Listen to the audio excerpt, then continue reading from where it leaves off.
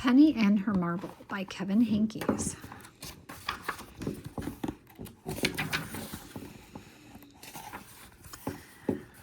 Chapter 1. Penny was pushing her doll Rose in her stroller. They went back and forth on the front sidewalk. "Only go as far as Mrs. Goodwin's house," called Mama. Penny pretended they were in a big city. "Look at the tall buildings, Rose," said Penny. When they got to Mrs. Goodwin's house, they turned around. Then Penny pretended they were in a forest. "I hope we don't get lost in the trees, Rose," she said.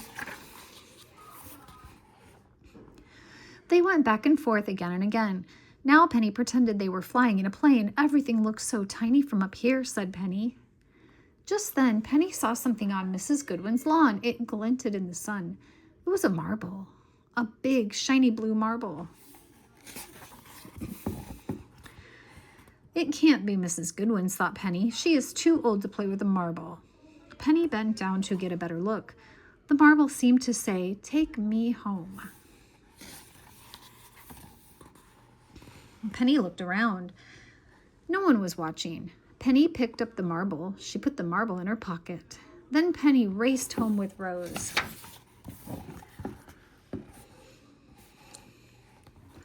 Penny took the marble to her room. She shut the door. Penny rolled the marble between her fingers. The marble was smooth. Penny rolled the marble across the floor. The marble was fast. Penny showed the marble to Rose. "Isn't it pretty, Rose?" said Penny. The marble was so blue it looked like a piece of the sky. Penny went to the marble and held up the marble. She went to the window and held up the marble. She was right. The marble was like a piece of the sky. Penny saw Mrs. Goodwin out the window. Mrs. Goodwin was in her yard. Mrs. Goodwin was exactly where Penny had found the marble. Penny hid behind the curtain. Was Mrs. Goodwin looking for the marble? Penny left the window. She hid the marble in her dresser. Penny stayed by Mama and the babies all afternoon. She could not stop thinking about the marble. Chapter 3. "Do you want to bake cookies?" asked Mama. Penny shrugged. "We could make your favorites," said Mama. "Sugar cookies." "I'll watch you," said Penny. "Are you feeling okay?" said Mama. "My stomach hurts a little," said Penny. Mama felt Penny's forehead. "No fever," said Mama. Penny watched Mama bake cookies. Penny helped a little. At dinner, Penny did not eat much. The oranges in the bowl looked like big orange marbles. The peas on her plate looked like little green marbles. Penny pushed the peas around on her plate. "I'm not hungry," she said. Penny did not want a sugar cookie for dessert.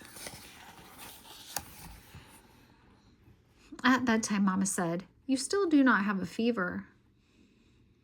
Papa said, "You will feel better in the morning." "It's probably just a bug," said Penny. "Are you worried about something?" asked Mama. "No," said Penny. "Are you sure?" asked Papa. Penny nodded.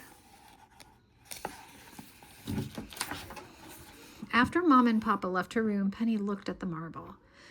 It was still so blue and so smooth and so shiny. Penny put the marble back in her dresser.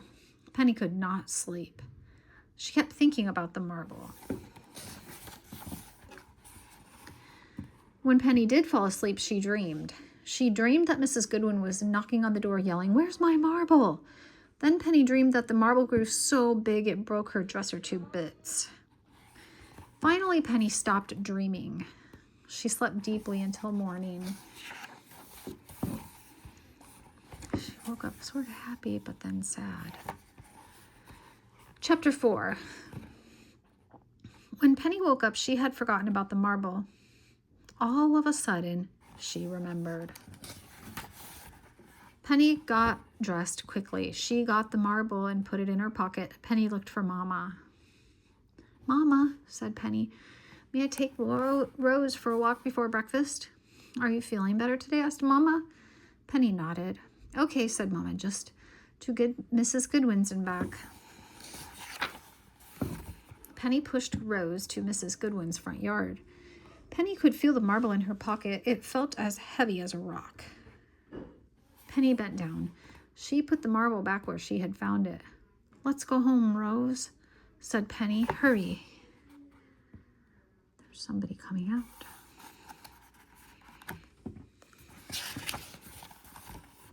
"Wait," called Mrs. Goodwin. Penny's heart pounded. "Oh, Penny, don't you want that pretty blue marble?" Penny looked up at Mrs. Goodwin. Penny's cheeks were hot. She could not speak.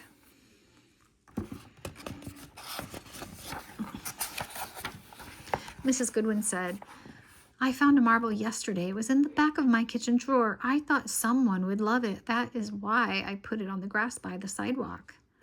"I hoped someone would walk by and see it," she said. "I did see it," said Penny, "but I brought it. I thought it was yours, so I put it back."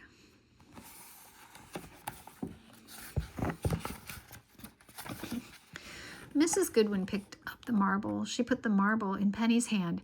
"And now it is yours," said Mrs. Goodwin. "Thank you," said Penny. "Thank you very much." Penny rolled the marble between her fingers. It seemed even more shiny and smooth and blue than before. "Have a good day," said Mrs. Goodwin. "I will," said Penny. "I will." Penny pushed Rose home. Penny pretended they were in a boat on the sea. "The sea is the same color as my marble," said Penny. Penny pushed faster. "This boat ride is making me hungry, Rose," said Penny. "Let's go inside and have the biggest and best breakfast ever." And they did. The end.